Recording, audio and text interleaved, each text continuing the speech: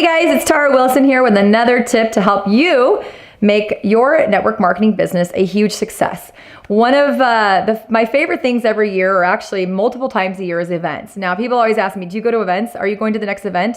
And for me, I honestly get a little offended. I think that's the weirdest question somebody could ever ask me.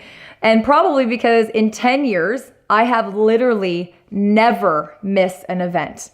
And there's all kinds of events. I think the most important ones are the national events. This is a destination event where you're probably going to have to book a hotel, airfare, or get some kind of carpool to get to. They're ones that you're going to invest money in. But bottom line is, this is where people go into the event and hope becomes belief.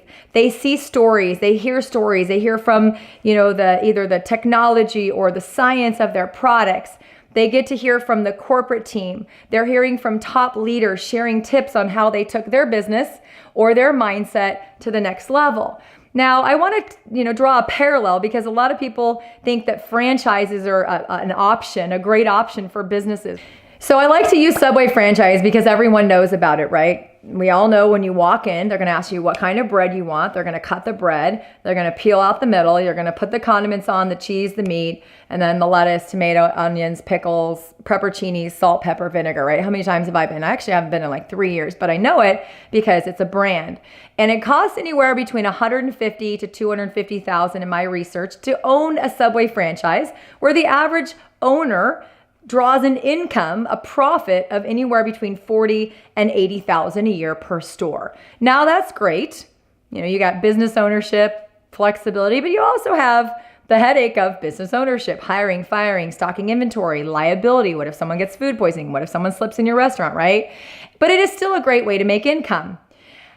If you were to join Subway, you get a binder and you sign dozens of forms saying, your location, your success is up to you. Whether you fail, it's up to you. Whether you're profitable, it's up to you. That we will train you, and then it's up to you. In network marketing, usually the average person spends anywhere from $100 to maybe $1,500 in the high end to get in. And you have a team of people all day, every day there to guide you, to train you, to mentor you, to help you, to literally physically go to appointments and help you close customers and help you close distributors. And yet, people think that this is a hard way to make money. This is the easiest way I've ever made money.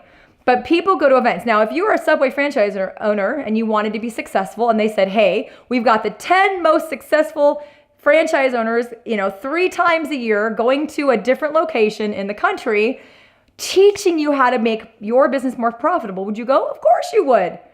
Then why wouldn't you protect a $500 to $1,000 investment just like you would, right? That's the problem with network marketing. The barrier of entry is so low that people don't think of it as a business. But I'll tell you, my best year in network marketing while raising 3 kids was $897,000 in profit. Where else can a mom of 3 make that kind of money? And I think some of my success is because, number one, I've never missed an event. I get myself to the event, I get myself registered the event, and then my second goal is how many people on my team can I get to the event?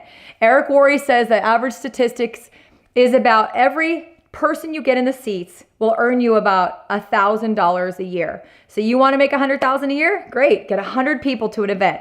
I actually think depending on your company, you might be able to make more or less than that, but that's a good rule of thumb.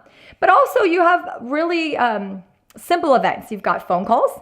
You've got webinars, you've got team calls, you've got corporate calls, you've got, meetings, you've got local events, you've got regional events, you've got national events. Every event is important, and you never know which one will give you the idea that can change your life. So you don't miss any of them. And I'll tell you that I like going to events. I love getting my team to events. I still sit in the seat every day, all day, watching, learning, taking notes. Because one of the best skills you can have as an entrepreneur is always to be learning. You've got third-party training, you've got social proof, and sometimes there's a story on that stage that you can connect with and say, wow, if they can do it, so can I. And I'll tell you that my upline in my very first company 10 years ago, after 3 months, I was having horrible success, was losing money, and then they wanted me to pay to go to a national event, $200 for a ticket, $200 for a plane, $300 for a hotel. And I was making all the excuses. I don't really have the money, which I did. I don't have the time off, which I actually didn't. And I didn't want to be away from my family. I was already being away from my family more, working full time. And she looked at me and said this, If you ask for time off this year, you may never have to ask for time off again for the rest of your life. What if that's true? And guys, I went to that event in July of 2007. And in October 1st, 2007, I quit my job, replaced a six-figure income the next month, and I have never gone back to work for someone else. That was my story. It changed my life.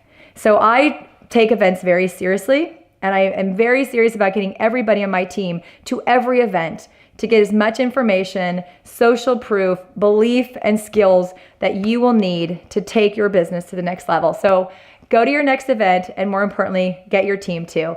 I hope that helps, and good luck on your success.